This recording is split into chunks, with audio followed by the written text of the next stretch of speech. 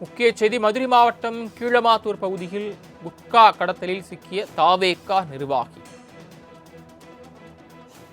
தமிழக அரசால் தடை செய்யப்பட்ட 12 கிலோ குட்கா பொருட்கள் தாவேகா நிர்வாகியிடமிருந்து பறிமுதல் செய்யப்பட்ட நிலையில் அவர் கைது செய்யப்பட்டிருக்கிறார். மதுரை திண்டுக்கல் தேசிய நெடுஞ்சாலையில் காவல்துறையின் தனிப்பிரிவினர் வாகன சோதனை நடத்தியதில் குட்கா கடத்தலில் ஈடுபட்டதாக தாவேகா நிர்வாகி கைது செய்யப்பட்டுள்ளார். இருசக்கர வாகனத்தில் வந்த 2 பேரை மறித்து சோதனை நடத்தியதில் 12 கிலோ குட்கா பறிமுதல் செய்யப்பட்டது. விசாரணையில் அவர் தாவேகா நிர்வாகி என்பது தெரிய வந்திருக்கிறது. அதாவது தாவேகா நிலக்கோட்டை தெற்கு ஒன்றிய துணை செயலாளர் காசிநாதன் என்பது தெரிய வந்திருக்கிறது. போதைப் பொருள் கடத்தலில் ஈடுபட்ட தாவேகா நிர்வாகி உட்பட 2 பேரை போலீசார் கைது செய்திருக்கிறார்கள்.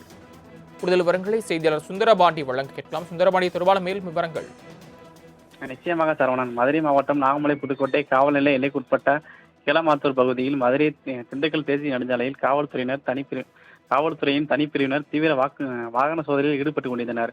அப்போது அவ்வழியாக வந்த இருசக்கர வாகனத்தில் இருவரை மறித்து சோதனையிட்டதில் தமிழக அரசால் தடை செய்யப்பட்ட குட்கா பொருட்களை அவர்கள் கடத்தி வந்தது தெரிய வந்தது. இதனைத் தொடர்ந்து காவல்துறையினர் மேற்கொண்ட விசாரணையில் பிடிப்பட்டவர்கள் திண்டுக்கல் மாவட்டம் அணைப்பட்டியைச் சேர்ந்த தாவேகா நிலக்கோட்டை தெற்கு ஒன்றிய துணைச் செயலாளர் காசிநாதன் மற்றும் சிக்கானத்தைச் சேர்ந்த ஜெயக்குமார் என்பது தெரிய வந்தது. இவர்களிடமிருந்து தடை செய்யப்பட்ட 12 கிலோ குட்கா, கடத்தலுக்கு பயன்பட்ட இருசக்கர வாகனம், பணம் ஆகியவற்றை காவல்துறையினர் பறிமுதல் செய்தனர். இச்சம்பவம் குறித்து நாகமலை புதுக்கோட்டையினர் காவல் பதிவு செய்து இருவரையும் கைது செய்து சிறையில் நடத்தினர்.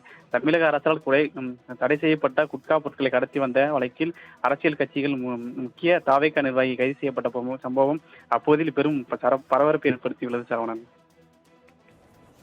தாங்கள் வழங்கிய தகவல்களுக்கு நன்றி சுந்தரபாண்டி.